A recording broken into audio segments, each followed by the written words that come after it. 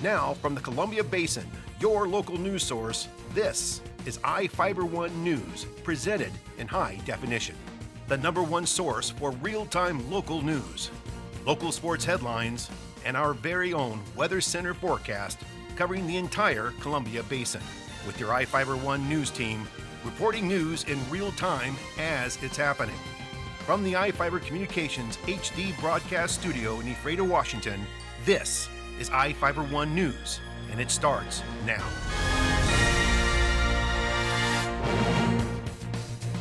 Welcome to iFIBER 1 News. Hope everyone had a great weekend.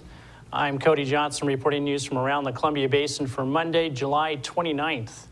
Tonight we have a report on the various fires in the Columbia Basin, including a large wildfire that closed State Route 28 on Saturday, and 3 suspicious fires in Soap Lake. We also look at a new arson fire in Ephrata and the fires burning around us in the Pacific Northwest. In sports, we had an unusual rain delay at Safeco Field last night, and a former Gonzaga basketball star has come home to help coach the Zags. Our spotlight story tonight is about the Five Suns Bluegrass Festival in Moses Lake, and we've got the latest weather forecast for the Columbia Basin from the iFIBER 1 Weather Center. Our top story tonight, an estimated 555 acres of brushland burned on Saturday next to State Route 28, about 5 miles east of Soap Lake. The highway was closed for about 2 hours while dozens of crews from several fire agencies fought to keep the blaze away from 11 homes. Grant County Fire District 7 Chief Kirk Shepard said the fire came within feet of numerous property lines, damaging fences and leading property owners to move their horses away from harm. Some lumber lying near a barn was burned, but the barn itself was spared. Shepard said not a single building, vehicle, or animal was lost to the fire.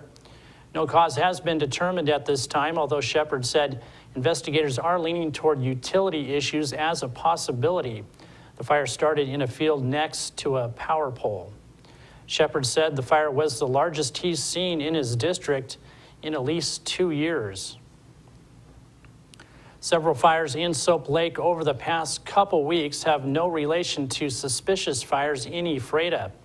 Soap Lake's fire and police departments responded to 3 separate fires recently that at first glance appeared to be similar to fires set intentionally in Ephrata. But unlike the Ephrata arson fires, Soap Lake Police Chief Glenn Quant said a cause and origin has been determined in each of the fires in Soap Lake. One near a gas station on Division Street was likely caused by a cigarette, another was caused by fireworks, and a third was caused by firework remnants placed in a dumpster. The investigation determined that none were intentionally set. Ephrata police are still investigating a spree of early morning fires they believe may be the work of an arsonist.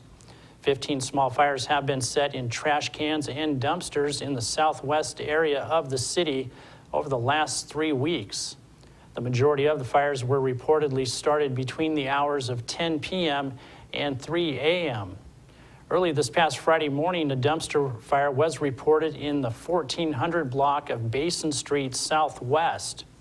Ephrata officials are urging residents to be alert and notify authorities of any suspicious behavior, especially in alleys or around trash cans and dumpsters. Anyone noticing suspicious activity is asked to call 911. A Hispanic man struck a woman twice with a white Oldsmobile last night. A 33-year-old Royal City woman was jogging along the 900 block of Road 10 Southeast when the suspect stopped his car and offered her a ride. She declined and later told the Grant County Sheriff's Office she didn't know who the driver was. The man drove past her a couple of times, then hit her from behind with his car. He turned the car around and hit her again before driving away. A nearby property owner helped the woman and then called 911. She was taken to Samaritan Hospital in Moses Lake for treatment of non-life-threatening injuries. A Washington State Patrol trooper found the Oldsmobile parked at a home 3 miles from the scene. The vehicle was unoccupied and impounded for evidence. The Sheriff's Office has a suspect and is waiting for positive identification from the victim to move forward with an arrest. Anyone with information about the attack is asked to call the Sheriff's Office at 509-762-1160 or send email to crimetips@co.grant.wa.us. Tipsters can remain anonymous. Each of the people you see here have warrants for their arrest and are wanted by various law enforcement agencies. If you see any of these people, the DOC asks that you not attempt to detain or apprehend them, but to call police. You can also call the Department of Corrections at 509-764-6180 during the day or 509-762-1160 after 5 p.m.